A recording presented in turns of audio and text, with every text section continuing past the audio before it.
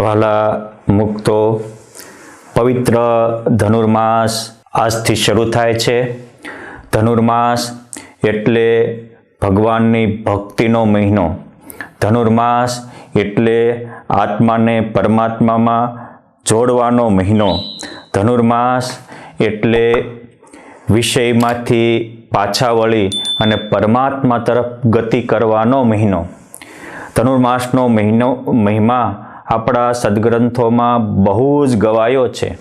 ભારદ્વાજ સંહિતા છે, અથર્વવેદ સંહિતા છે અને પંચરાત્ર, જેમાંથી બધી જ ભક્તિ પરંપરાઓ નીકળે. આ પરંપરામાં તમે ક્યારેય ન જાણી હોય એવી ટૂંકી ટૂંકી વાતો છે. તમે આખો સાંભળશો તમને આનંદ થશે. પંચરાત્રમાં બ્રહ્માજી અને 24 અવતારમાં જેમનું એક ગણના આવે એવો હંસ ભગવાનનો સંવાદ છે. અને ખુદ હંસ ભગવાન બ્રહ્માજીને ધનુર્માસનો મહિમા કહે છે. એ પંચરાત્રની કથામાંથી ટચુકડો પ્રસંગ કહું છું.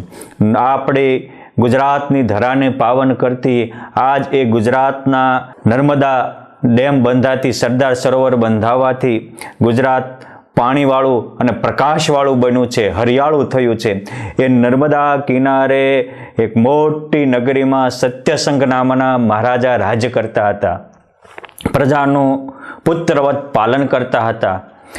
આ સત્યવ્રત રાજાને અચાનક એકવાર કોઈ કારણોસર ધનુર્માસમાં પાપ થઈ ગયું અને ધનુર્માસમાં એમને પરધન અને પરનારી ઉપર કુદ્રષ્ટિ કરી અને એનું અપહરણ કર્યું. આ પાપે કરીને એ ધન હરીને આવતા વચમાં સર્પદંશ થયો. પરંતુ આ રાજા એક એનું જમા પાસું હતું કે નિત્ય ધનુર્માસમાં વહેલા ઉઠી પરમાત્માનું પૂજન યજન કરતા હતા, પરમાત્માની ધૂન કીર્તનને ભક્તિ કરતા હતા.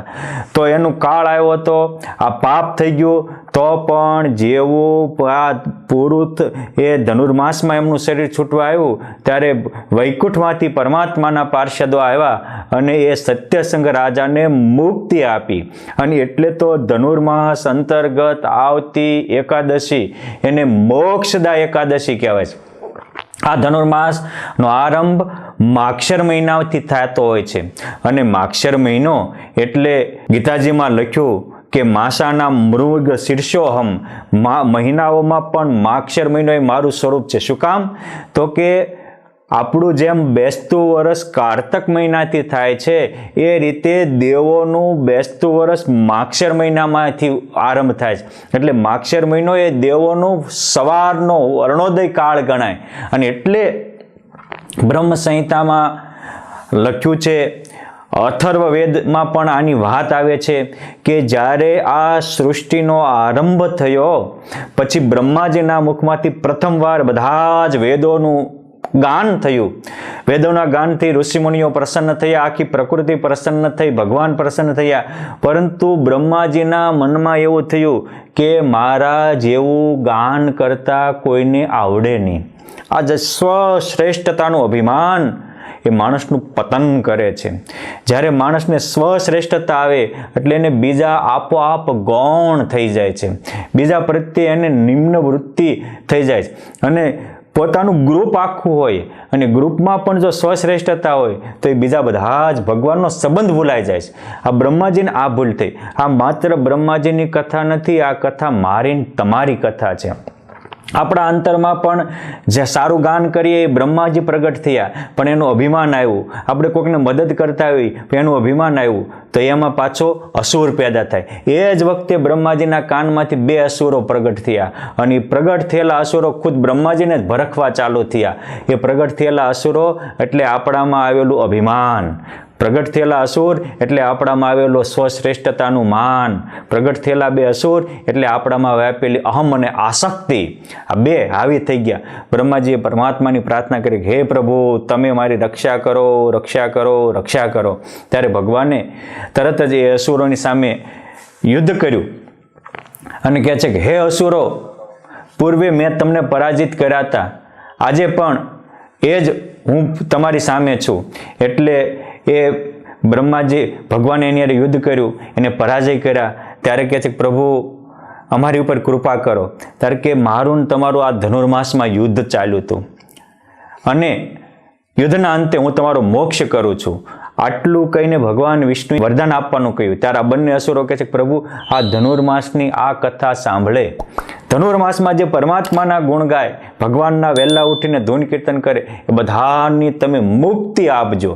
અને રિયાલિટી વાલા ભક્તો, આ મારી તમારી કથા છે કે આપણામાં પણ જ્યારે કામ ક્રોધાદિક હાવી થાય ત્યારે આપણે બીજા ગૌણ થાય છે. પછી જ્યારે પ્રભુ આપણને પરાજિત કરે, અસફળતા આપે, ત્યારે આપણે પ્રભુને શરણે આવી છીએ. અને પ્રભુની શરણાગતિ એ મુક્તિનું દ્વાર છે. માટે આ ધનુર્માસમાં આપણે, એટલે તો ધનુર્માસમાં કમૂરતા ગયા છે. ધનુર્માસ એ સૂર્ય કર્ક રાશિમાંથી ધનુર રાશિમાં પ્રવેશ કરે એટલે ધનુર્માસનો આરંભ થાય. ધનુર્માસનો આરંભ 15 ડિસેમ્બરથી 14 જાન્યુઆરી, આ એક મહિનાનો ધનુર્માસ ગણાય છે. અને આપણી જ્યોતિષ શાસ્ત્રની ગણના અનુસાર એક રાશિમાં સૂર્ય ભગવાન એક માસ તકી રોકાય છે. એટલે કૃચ્છ રાશિમાંથી ધનુર રાશિમાં એટલે ધનુર્માસ થયો, અને પછી મકર રાશિમાં પ્રવેશ કરે એટલે મકર સંક્રાંતિ આવે, અને ત્યારથી ઉત્તરાયણ ચાલુ થાય. પરંતુ ઉત્તરાયણ પહેલા ધનુર્માસમાં કોઈ કરે તો એના માટે પણ પરમાત્માએ મુક્તિના દ્વાર ખુલ્લા રાખ્યા છે. બહુ પ્રસિદ્ધ કથા છે કે આ ધનુર્માસમાં ભગવાન શ્રી કૃષ્ણ પોતાના ગુરુ સંદીપની ઋષિ પાસે ભણવા ગયા હતા, અને 64 દિવસ રહ્યા. 64 દિવસમાં 32 વિદ્યા અને 64 કળા પ્રભુ ભણી ગયા હતા. વહેલા ઉઠીને ભણતા હતા. એટલે આ ધનુર્માસને ધનાર્ક માસ પણ કહેવાય છે, અધ્યયન માસ પણ કહેવાય છે, અને વન પર્વ પણ કહેવાય છે. વનમાં વાસ કરવું, એકાગ્રતાથી જીવવું અને સદગ્રંથોનું અધ્યયન કરવું. ઉપનિષદમાં કહ્યું છે, ધનુરો માસઃ, એ ધનુષ એ આપણો આત્મા છે, અને આપણું મન બાણ છે. અને સર્વતન્મયો વેધવ્યો, જેમ કોઈ કુશળ બાણાવળી અર્જુન કે એકલવ્ય જેવો નિશાન તાકીને વેધે છે, એમ એમાં તન્મય થઈ અને આત્માને પરમાત્માનો ભેટો કરાવો, આ સાચો ધનુર્માસની ઉજવણી છે. આ ઉપનિષદના મંત્રોને ઋષિમુનિઓએ ધનુર્માસમાં આત્માને પરમાત્માનો ભેટો કરાવવા માટે પ્રસિદ્ધ કરેલો છે. એવું કહેવાય છે કે જેવી રીતે આપણા ગુજરાતમાં, રાજસ્થાનમાં મીરા થઈ ગયા કે જેની ભક્તિને આધીન ભગવાન નાચતા હતા, ભગવાન કૂદતા હતા, એ જ રીતે દક્ષિણમાં માં ગોદંબા થયા. એ વખતે ત્યાં પૌંડ્ર દેશ કહેવાતો. આજનું કેરળ રાજ્યનું જે કન્યાકુમારી જિલ્લો છે એ જ એ વખતનો પૌંડ્ર દેશ ગણાતો હતો. અને પાંડે દેશમાં વિષ્ણુચિત નામના બ્રાહ્મણ થયા. એમની દીકરી એ ગોદંબા, એવું કહેવાય છે કે સાક્ષાત ભૂમિ દેવી પૃથ્વી માતા એ ગોદંબાનું રૂપ લઈને અવતાર ધારણ કરીને આવ્યા હતા. વિષ્ણુચિત એ રંગનાથના ભક્ત હતા. ભગવાનની નિત્ય પોતાના બગીચામાંથી સારા સારા પુષ્પો લાવીને માળા પહેરાવીને યજન કરતા હતા. પરંતુ જન્મતા જ ગોદંબાને પરમાત્માને આમાં પ્રીતિ હતી, એટલે ભગવાનને પોતાના પ્રિયતમ માનતા હતા. એટલે રોજે એ માળા કરે, એ ગોદંબા પહેરી લે, પ્રભુને હારી લાગશે કે નહીં લાગે. આ રીતે ભગવાનને પહેરી અને એ માળા પછી એને ખબર ન હોય, એના પિતાશ્રી સ્નાન ને પૂજન કરીને જ્યારે માળા પહેરાવાનો ટાઈમ હોય ત્યારે ગોદંબા હોય એમાં મૂકીને વયા જતા. એમાં એક દિવસ એ માળા ઉપર મોટો લાંબો વાળ જોયો. એટલે એને એમ થયું કે ઓહ, આ તો વાળ તો અપવિત્ર ગણાય, કોનો હશે? પછી નવી માળા લાવી, પરમાત્માએ ન સ્વીકારી. પોતાની દીકરીને પૂછ્યું ગોદંબાને કે બેટા આ વાળ કોનો છે? તારો લાગે છે, તારી જેવા જ આ વાળ છે. તો કે હા. તો કે કેમ? કે હું રોજે ભગવાનને આ હાર ગમે કે નહીં એટલે હું પહેરી માપે કરીને પરમાત્માને અર્પણ કરું છું. ત્યારે ઓલા એકદમ ધર્મનિષ્ઠ એના પિતાશ્રી કહે છે, ઓહ ઘોર પાપમ ઘોર અનૃતમ, આ તો બહુ ખોટું મોટું પાપ. પરમાત્માને આ પહેરેલી માળા આપણે પહેરવાની હોય, આપણી પહેરેલી માળા પરમાત્માને પહેરાવાની હોય નહીં, એમ કરીને દીકરીને ખૂબ જ અપમાનિત કર્યા. પછી નવી માળા લઈ અને ભગવાનને પહેરાવા ગયા. જ્યાં ભગવાનના કંઠમાં આરોપવા જાય ત્યાં માળા તૂટી જાય. બીજી લાવ્યા, બીજી આરોપવા ગયા, બીજી તૂટી ગઈ. ત્રીજી લાવ્યા, ત્રીજી આરોપવા ગયા, એ પણ તૂટી ગઈ. ત્યારે ભગવાને આકાશવાણી દ્વારા કીધું કે તારે મને માળા પહેરાવી તો પહેલા ગોદંબાને પહેરાવ્યો અને પછી હું એ માળાને ધારણ કરું. અને પછી ગોદંબાને હાર પહેરાવી અને ભગવાનને પહેરાવ્યા. અને પછી એ ગોદંબાના લગ્ન જે રીતે મીરા દ્વારિકાધીશમાં સમાણા, એ જ રીતે ગોદંબા ત્યાં આજે શ્રીરંગ ક્ષેત્રના જે રંગનાથનું મંદિર છે એ મૂર્તિમાં સમાયા. આજે પણ રંગનાથમાં એ ભક્તિની પરંપરા ચાલુ છે. દક્ષિણમાં તો ધનુર્માસ બહુ મોટા ઉત્સવ સાથે ઉજવાય છે, અને કોઈ પણ ત્યાં જાય તો પહેલા ગોદંબાને હાર પહેરાવીને આજે પણ ભગવાનને પહેરાવવામાં આવે છે. ભૂમિદેવી, નીલાદેવીની ભૂમિદેવીની મૂર્તિ છે, મંદિર છે. ભગવાને એને વરદાન આપ્યું હતું કે તને અર્પણ કરેલું હશે એ જ મારે હું એનું અર્પણ કરીશ, અને જે તને અર્પણ કરશે એનું જ હું મારું આત્માનું સ્વરૂપ સમર્પણ કરીશ. આ ધનુર્માસ આવી પ્રેમ ભક્તિનો માસ છે. એક એક કથાઓ વાલા મુક્તો આપણા માટે સમજવા જેવી છે. બ્રહ્મવૈવર્ત પુરાણમાં ટચુકડી પ્રસંગ આવે છે કે આ ધનુર્માસમાં શ્રી કૃષ્ણ ભગવાન યુધિષ્ઠિર રાજાને કહે છે કે આ ધનુર્માસમાં કોઈ પવિત્ર સાધુ બ્રાહ્મણને જમાડે, ભગવાનને ભોગ લગાડે તો એનાથી અનંત ગણું ફળ થાય. એ જ વખતે યુધિષ્ઠિર રાજાએ ત્યાં એક આવેલા અતિથિ એમાં ઈશ્વર બુદ્ધિથી એને જમાડ્યા. પછી એની જે પત્રાવળી ઉપાડી તો બીજી પત્રાવળી થઈ જાય, બીજી ઉપાડી તો ત્રીજી ઉપાડી તો ચોથી, એમ એક પત્રાવળીના જગ્યાએ ઉપાડવા ગયા તો 1000 પત્રાવળી એને મોજૂદ દેખાણી. યુધિષ્ઠિર રાજા કહે છે કે પ્રભુજી આ શું? ત્યારે ભગવાન કહે છે કે આ ધનુર્માસમાં કોઈ એક સાધુ બ્રાહ્મણને જમાડે તો એને 1000 બ્રાહ્મણને જમાડ્યાનું કે સંતોને, પવિત્ર સંતોને જમાડ્યાનું ફળ મળે. એનું આ મૂર્તિમાન સ્વરૂપ. એટલે એક પત્રાવળીમાં 1000 પત્રાવળી નીકળી કે તે એકને જમાડ્યા ત્યાં આજે 1000 બ્રાહ્મણો, 1000 મોટા પુરુષો તૃપ્ત થયા. ત્યારથી આપણી આ પરંપરા આવી કે આજે ધનુર્માસમાં વહેલા ઉઠે, ભગવાનની વહેલી 5 વાગ્યે કે 5:30 વાગ્યે આરતી થાય, ભગવાનને ભોગ ધરાવાય. પછી પાછું ભગવાન ભણવા જવાના હોય એટલે 6:30 તો પાછી ભગવાનની રાજભોગ આરતી થઈ જાય, શણગાર આરતી થાય, અને 7:30 તો રાજભોગ આરતી થાય ને ભગવાનને બધું ધરાવવાનું આવે. એટલે ધનુર્માસમાં આ રીતનો નિયમ હોય, અને આ ભગવાનને એક જમાડે તો 1000 ભગવાનને થાળ કર્યાનું ફળ મળે. ભગવાનના ભક્તોને એકને જમાડે એ પ્રસાદ આપે તો 1000 સંતો ભક્તોને જમાડ્યાનું ફળ મળે. એટલે ધનુર્માસમાં આવી રીતે વહેલા ભગવાનને અધ્યયન અને પુરુષાર્થનો પણ મહિમા છે. ધનુર્માસમાં ભગવાનની પાછળ બેસી અને કોઈ કીર્તન ભક્તિ કરે, કોઈ ધૂન કરે તો એને પણ 1000 ગણું ફળ મળે છે. માટે આવો પવિત્ર ધનુર્માસ એ જે રીતે ગોદંબાએ ઉજવો, અને ગોદંબાનું તો એક સ્તોત્ર કહેવાય છે, અને એ ત્યાં ગોદંબાએ માત્ર 30 શ્લોકનું સ્તોત્ર રચ્યું હતું, અને રોજ એક શ્લોક વારંવાર બોલી ભગવાનને અર્પણ કરતી હતી. 30 દિવસે પરમાત્મા એને પ્રગટ થયા અને એને પોતાની સ્વીકારીને પોતાની ગોદમાં લઈ લીધી, એટલે એનું નામ ગોદંબા થયું. આજે દક્ષિણના 12 આલવારોમાં ગોદંબા આલવારોમાં એનું સ્થાન છે, અને એના રચિત પ્રબંધો પ્રસિદ્ધ છે. આ ખાલી એક જ મહિનામાં રોજે એક સ્તોત્ર બોલ્યું તો પરમાત્માએ એની ભક્તિ સ્વીકારી.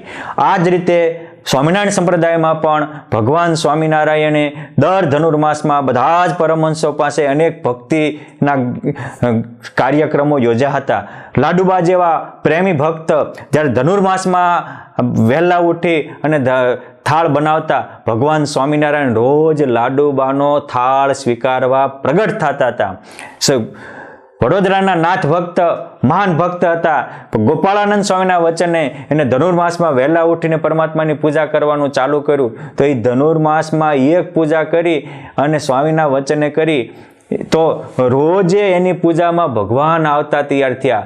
એટલે નાથ ભક્તની પૂજા રોજ પરમાત્મા સ્વીકારવા પ્રગટ થતા હતા. એ એને હાર પહેરાવીને ભગવાન પ્રગટ થઈને નાથ ભક્તને પહેરાવે ત્યારે એની પૂજા પૂરી થતી હતી. નિષ્કુળાનંદ સ્વામીના પુત્ર પરમહંસ થયા એ નાના ગોવિંદાનંદ સ્વામી તરીકે પ્રસિદ્ધ હતા, અને એ ગઢપુરમાં લક્ષ્મીવાડીમાં રહેતા હતા. ગોપાળાનંદ સ્વામી કીધું કે ધનુર્માસમાં વહેલા ઉઠીને આપણે માનસી પૂજા કરીએ, ભજન કરીએ, ભગવાન સ્વીકારે. અને પછી એ ગોવિંદાનંદ સ્વામી ગોપાળાનંદ સ્વામીના વચને વહેલા ઉઠી અને માનસી પૂજા, ભગવાનની પ્રત્યક્ષ પૂજા અને કીર્તનો બોલ્યા. ત્યારે ખુદ ભગવાન એની પૂજા સ્વીકારવા આવવા માંડ્યા. અને પછી તો એવું થયું કે એ ધનુર્માસના કરેલા ભજનના પ્રતાપે ગોવિંદાનંદ સ્વામી રોજે પૂજા કરે અને રોજે માનસી પૂજા કરે અને પરમાત્મા પ્રગટ થઈને દર્શન દે ત્યારે એની માનસી પૂજા પૂરી થતી હતી. ઉન્મત્ત ગંગા મહાત્મ્યમાં આ વાત લખાણી છે કે જેમ શ્વેતદીપમાં ભગવાન 5 વાર દર્શન દેવા પ્રત્યક્ષ પધારે એમ ગોવિંદાનંદ સ્વામીને પછી જીવા ત્યાં સુધી ડેઈલી 5 વાર પ્રગટ પુરુષોત્તમ નારાયણ દર્શન દેતા હતા. એટલે ધનુર્માસમાં આ ભજન ભક્તિ કરવાનો આવો અલૌકિક મહિમા છે. પુરાણોમાં લખાયેલો છે, આપણા ગ્રંથોમાં પણ લખાયેલો છે અને સત્સંગી જીવનમાં તો ખાસ ભગવાને બંને આચાર્યોને પણ આવી જ આજ્ઞા કરેલી છે. એટલે આ ધનુર્માસમાં સત્સંગી જીવનમાં ધનુર્માસ કેમ ઉજવવો એ ચતુર્થ પ્રકરણમાં લખાયેલું છે. 49મા અધ્યાયમાં ધનુર્માસે ગતે સૂર્ય ધનુર્લગ્ને રમાપતે વિદ્યાભ્યાંગમ મૌષ્ણેય રોપેણ દ્વાર પુમાન. અર્થાત ભગવાન સ્વામિનારાયણ કહે છે કે હે આચાર્યશ્રીઓ, ધનુર્માસમાં તમારે કેવી રીતે મહોત્સવ કરવો? તો કે ધનુર્માસમાં પ્રથમ ઉત્સવનું નિરૂપણ કરું છું. ધનુર સૂર્યનો ધનુર રાશિમાં પ્રવેશ થાય અને ધનુર લગ્નમાં હોય એ વખતે વહેલા ઉઠી તમારે ભગવાનને ઊના જળ વડે સ્નાન કરાવવાનું, વસ્ત્રો પહેરાવાના, ભગવાનની આગળ સગડી મૂકવાની એટલે ઠંડી દૂર થાય અને ભગવાનને નિત્ય તૃપ્ત થાય એવો ભોગ ધરાવજો. આવી રીતે ભક્તિએ સહિત 1 મહિનો તમે ભગવાનનું પૂજન અર્ચન કરશો તો તમને 1 વર્ષ સુધી કથા વાર્તા સાંભળ્યાનું, 1 વર્ષ સુધી પુણ્ય કર્યાનું જે ફળ મળે એ માત્ર ધનુર્માસથી મળે. માટે આવું અલૌકિક ધનુર્માસ આપણે આવી રહ્યો છે. મારી ભાવના છે ધનુર્માસમાં આપણે પણ નિત્ય થોડી વાર સત્સંગ કથા વાર્તા કરશું. આપ પણ જ્યાં જ્યાં નજીકના કેન્દ્રોમાં જે કોઈ સારા સંતો ભક્તો હોય એની કથા સાંભળજો. રામ ભક્ત હોય તો રામ કથા સાંભળજો, કૃષ્ણ ભક્ત હોય તો કૃષ્ણ ભાગવતની કથા સાંભળજો, શિવ ભક્ત હોય તો શિવ પુરાણની કથા સાંભળજો. અને જ્યાં નજીક મંદિર હોય, શિવ મંદિર હોય, રામ મંદિર હોય, કૃષ્ણ મંદિર હોય અથવા તો આપણા નજીકમાં કોઈ ભગવાન સ્વામિનારાયણનું મંદિર હોય, મંદિરમાં જઈ રોજે તમે મિનિમમ 15 મિનિટથી અડધી કલાક ધૂન કરશો તો તમારા તમામ પાપ નષ્ટ થશે, આત્મામાં પરમાત્માની અનુભૂતિ થશે અને દિવ્ય ભાવ મહિમાએ સહિત કરશો તો જે ગૌદંબાને ફળ મળ્યું, જે ફળ ગોવિંદાનંદ સ્વામીને મળ્યું, જે ફળ નાથ ભક્ત કે શિવલાલ શેઠને કે લાડુબાને મળતું એ રીતે પરમાત્માની અનુભૂતિ થશે અને આપણો આત્મા છતાં દે પૂર્ણ કામને આત્મા રામ બની જશો. માટે આવી દિવ્ય ભક્તિ, દિવ્ય ભાવના સાથેનો ધનુર્માસ આપણો પવિત્ર બની રહે, પરમાત્માની અનુભૂતિ સભર બની રહે, તમામ દુઃખોને દૂર કરનારો અને તમામ સુખોના દ્વાર ખોલનારો બની રહે એવી પ્રભુજીના પાવન ચરણોમાં પ્રાર્થના. જય સ્વામિનારાયણ.